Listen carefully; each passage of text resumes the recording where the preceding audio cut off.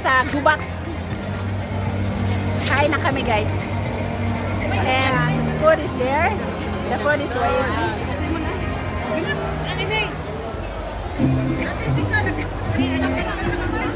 Oh, katay na lang agkalat ng mga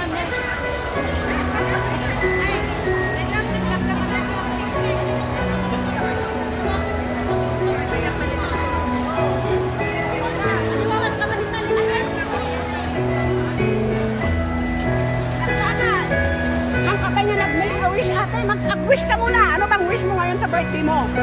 Ayan, you're on live ah. ay, live. Yes. Live pala yan. No, it's not. Just ikararag mo dun. So, amin nag-ikararag mo. Thank you. Talaga nga, nabagas. Good. Sabay kumata. Amin naging nga na ikararagat. So, tibiyak ka. Ayan. Happy birthday to our Ate Susan. Thank you. O diba, hindi siya nagmumukhang 60. Nagmumukha siyang 50. Parang magka-age lang kami.